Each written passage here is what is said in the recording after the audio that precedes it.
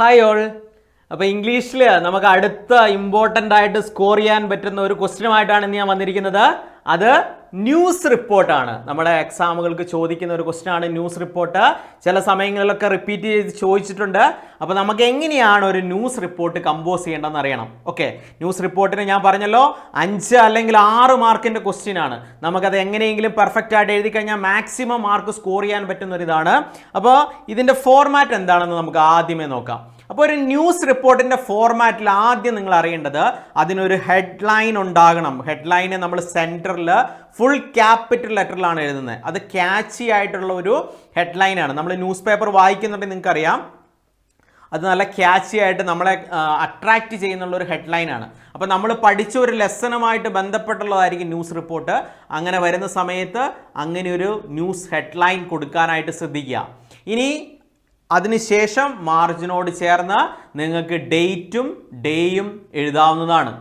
ഇനി മൂന്നാമതായിട്ട് നമുക്ക് വേണ്ടത് ബൈലൈൻ. ബൈലൈൻ എന്ന് പറഞ്ഞു കഴിഞ്ഞാൽ ആരാണ് ഈ ന്യൂസ് റിപ്പോർട്ട് എഴുതിയിരിക്കുന്നത്.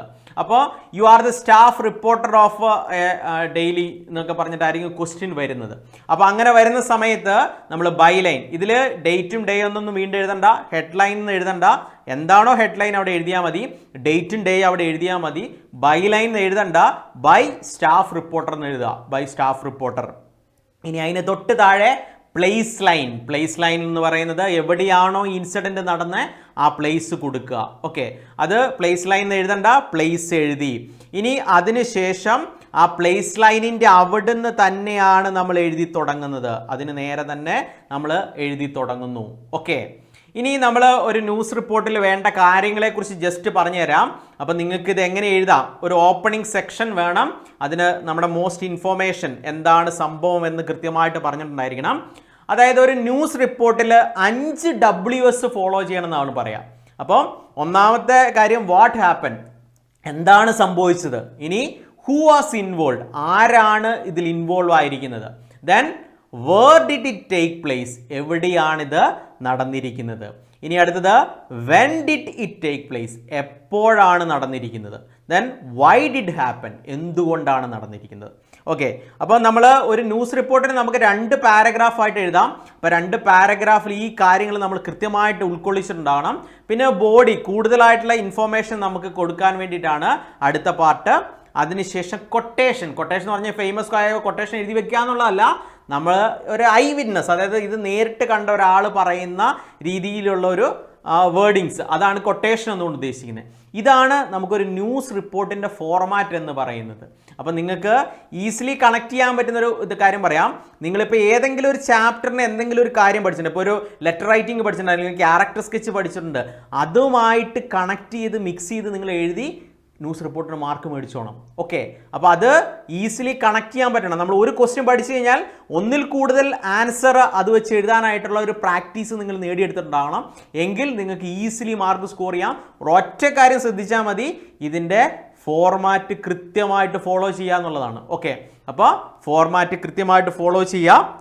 അപ്പോൾ ഇതിന് മുമ്പ് നമുക്ക് ചോദിച്ചിട്ടുള്ള ക്വസ്റ്റ്യൻസ് നമുക്കൊന്ന് ഡിസ്കസ് ചെയ്ത് നോക്കാം.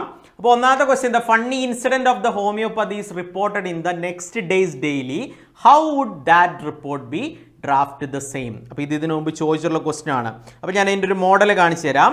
അപ്പോൾ ഇതിൽ ഹെഡിങ്ങിൽ ഹോമിയോപ്പത്ത് റോബ്ഡ്, അത് ക്യാപിറ്റൽ ലെറ്ററിൽ നമ്മൾ എഴുതി. അതിന് തൊട്ട് താഴെയായിട്ട് നമ്മൾ ഡേറ്റും ഡേയും കൊടുത്തു. ഇനി അതിന് തൊട്ട് താഴെയായിട്ട് ബൈ സ്റ്റാഫ് റിപ്പോർട്ടർ. ഇനി അതിൻ്റെ തൊട്ട് താഴെ നമ്മൾ പ്ലേസ് കൊടുത്തു, ബേപ്പൂർ കാലിക്കറ്റ്. ഓക്കെ, അപ്പോൾ ഇവിടെ ഇതിങ്ങനെയാണ് വരുന്നത്. An aspiring homeopath who was just started his profession was robbed at night. The bachelor was back after food from a restaurant. It's being a hot summer day, he was seen restless. He heard familiar noises from above. He thought it could be the rats with which he shared the room within a moment. A full-blooded cobra coiled around on his arm, turning him into a stone image.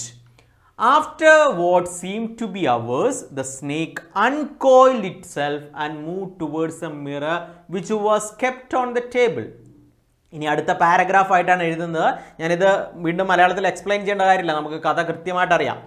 Once he was relieved, the young man took to his heels and reached his friend's house. The next day, when he reached his rented room to pick back his belongings, but he couldn't find that because that was already cleared by a thief.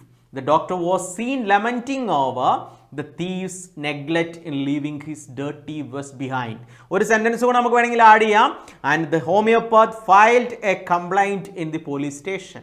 Okay, ഇത്രയും കാര്യങ്ങൾ എഴുതി കഴിഞ്ഞാൽ നമുക്ക് 5 അല്ലെങ്കിൽ 6 mark score ചെയ്യാൻ പറ്റുന്ന question ആണ്. അപ്പോൾ ഇതിൻ്റെ ഫോർമാറ്റ് നിങ്ങൾ കൃത്യമായിട്ട് പഠിച്ചു വയ്ക്കുക. അപ്പോൾ ഇതിന് മുമ്പ് നമുക്ക് ചോദിച്ചിട്ടുള്ള ക്വസ്റ്റ്യൻസ് ഒന്ന് ഇതാണ് ഞാൻ പറഞ്ഞത്. പിന്നെ ഇതിന് മുമ്പ് ചോദിച്ചിട്ടുള്ളത് the shooting at the notogram and the events that unfold were widely reported in the news report in the newspaper the next day. Prepare the likely news report. Okay, അതായത് പ്രൊജക്ട് ടൈഗറുമായിട്ട് ബന്ധപ്പെട്ടതാണ്. നോട്ടോഗ്രാം ഫോറസ്റ്റിൽ ടൈഗറിനെ കൊണ്ടുവന്ന് നടത്തിയ ആ ഒരു ഷൂട്ടിങ്ങിൽ നടന്ന സംഭവങ്ങളെ ബേസ് ചെയ്തിട്ടുള്ള news റിപ്പോർട്ടാണ്. പിന്നെ ഇതിനു മുമ്പ് ഇതിനെയും ചോദിച്ച അതേ ക്വസ്റ്റ്യൻ ആണ് നമ്മൾ ഹോമിയോപത്ത് വാസ് റോബ്ഡ്. അപ്പോൾ ഇതിൽ ഏറ്റവും ഇമ്പോർട്ടൻ്റ് ആയിട്ട് നമുക്ക് ചോദിക്കാൻ സാധ്യതയുള്ള 2 ലെസൺ എന്ന് പറയുന്ന ഒന്ന് സ്നേക്ക് ആൻഡ് ദ മിററും 2 പ്രൊജക്ട് ടൈഗറുമാണ്. ഓക്കെ, അപ്പോൾ 5 മാർക്ക് സ്കോർ ചെയ്യാനുള്ള ഇതായില്ലേ. അപ്പോൾ മറന്നു പോകരുത്, ഇത് കൃത്യമായിട്ട് എഴുതാനായിട്ട് നിങ്ങൾ ശ്രദ്ധിക്കുക. ഓക്കെ, അപ്പോൾ താങ്ക് യു. നമുക്ക് അടുത്ത ക്വസ്റ്റ്യനുമായിട്ട്, അടുത്ത ഷുവർ ക്വസ്റ്റ്യനുമായിട്ട് വരുന്നതാണ്. ബൈ.